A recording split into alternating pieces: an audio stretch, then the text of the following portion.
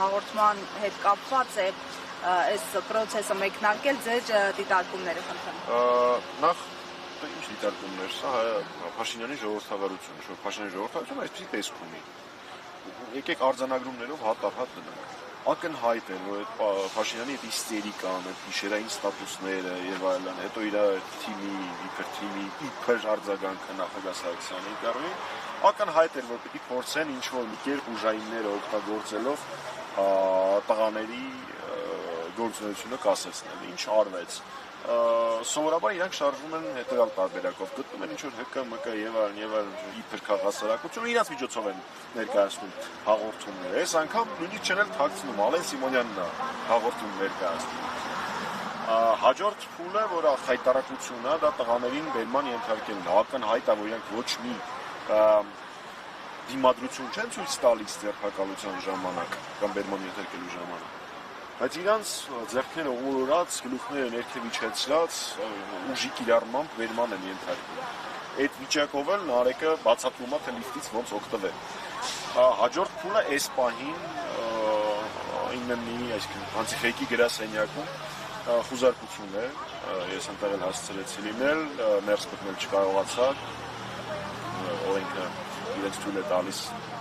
ասել քննչական գործողություն ինձ ներս չթողնել, վստահ եմ, որ ամբողջ տեխնիկան արգելվելու է, որտեղ հիշում եք անցած անգամ երբ տղաներին ձերբակալեցին եւ կալանավորեցին, հաղորդումը շարունակվում էր, հակառակը ավելի մեծ տարածում էր ունենում, այս պարագայում իշխանություն կոչեցյալները փորձել են իրենց սխալը ուղղել եւ կասեցնել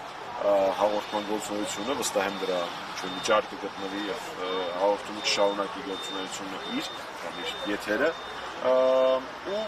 հիմա վստահ եմ, որ կալանքի միջնակցությունը ներկայացվել ու տղաներին կալանավորելու են, պարզ էր, որ Փաշինյանը ու իր խմբակը չէին կարող ծանր չտանել նախագահ Սարգսյանի ինտերվյուն, այնտեղ հնչած փաստերը, այնտեղ հնչած հարցադրումները կարևորագույն ներքաղաքական եւ պետքա բոլոր տարբերակներով փորձեին լրացնել։ Հա, դե տեսանելի էր, ոչ միայն ճեպազրույցում արդեն մի քիչ էլ հետեկած էր, այսպես ասած։ Դա տեսանելի էր շաբաթ օրվա իր գրառումների իստերիկայով։ Պարոն Մամիջանյան, կոնկրետ անձի հետ կապված, որը հաղորդում է տվել, մենք հիշում ենք հայտնի դրվագը, որ հայրենադարձ քաղաքացու դեմքին էր կարծեք թեքել, ինչ-որ գործողություններ դրան չէին հաջորդել, ինչու այդ դեպքում արարքը չորակվեց օրինակ խուլիգանություն, բայց այս դեպքում այսպես շտապ գործ հարուցվեց եւ խոզարկություն եւ այլն։ Հայաստանն է։ Իդենտիկ նույն նախադասությունը ասում է քրեական պատգամավոր, ու ասում է սովորական քաղաքացու հանդեպ քրեական գործը հարուցած, որ եթե չեմ սխալվում դատարան է հեսա հասնելու, իսկ հետո պատգամավորի հանդեպ քրեական գործի հարուցումը մերժվում է։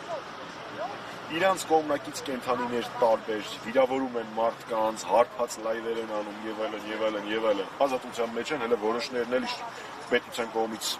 անվտանգություն են ստանում, իսկ ընդդիմադիր քաղաքական գործիչները, բլոգերները, հասարակական գործիչները, լրագրողները,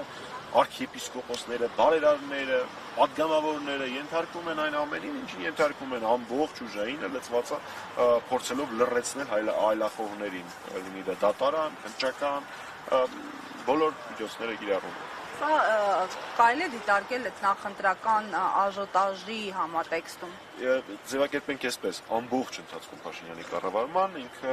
օգտագործել է ուժային եւ դատական համակարգերը իր այլախոհներին լրացնելու փորձը իրականացնելու համար։ Բայց ակնհայտ է, որ նախընտրական շրջանում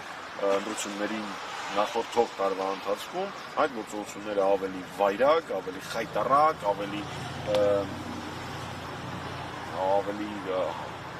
անընդունելի, ավելի բռնատիրական են դառնալու, ինչի եւ մենք տեսնում ենք հաճախականությունը ձերբակալությունների, ցինիզմը, որով այդ ամեն ինչը կարվում եւ ստեղծվում է, ինքը ուրիշ ձև չգիտի։ Պարոն Մամիջանյան, իդեպ առավոտից շարունակվելու է նաև հոգևորականների հարցաքննությունը Մազմանյան հասցեում գտնվող քննչական կոմիտեի վարչությունում, այս առնչությամբ ձեր ուժը պարբերաբար հայտարարություններով դիրքորոշմամբ է հանդես գալիս, հանգուցալուծումը դուք ինչպես եք տեսնում, ինչու այնպես ստացվեց, որ պետությունը շարունակում է միջամտել եկեղեցու գործերին, բայց այս ամենը խորը հավատացյալի առերևույթ դիմակին էր։ Չէ, դե սրիկայական ասածներ ես չեմ մեկնաբանելու, ինքը եկեղեցու դեմ արշավ ասել, եկեղեցում պայքար պատերազմ հայտարարել, ուղղակի ակնհայտ է էլի ուժային համամասնությունը եկեղեցին դրանից միայն ավելի կուռա դառնալու, իսկ Փաշինյանը դրանից միայն ուժելու է, ինչպես ձևակերպեմ, ոչ մեկ չի կարող մեր առաքելական սուրբ եկեղեցում պատերազմ հայտարարել եւ հաջողության հասնել, դա անհնար է, դրանից եկեղեցին միայն ուժեղանալու է։ Այն ամեն ինչ անում է Փաշինյանը, նույնպես մտնում է այլախոհներին լրացնելու փորձերի մեջ, ու պարզապես ինքը աշխատում է բոլոր հարթություններում, արժեքաբանական, ազգային, լրատվականների դեմ, տեղեկատվական գործունեություն իրականացնողների դեմ, քաղաքական գործիչների դեմ, բարերարների դեմ, հատառատ բոլոր ուղղություններում փորձում է շնչել, վստահ եմ չի հաջողվել։ Եղավ, շնորհակալ եմ,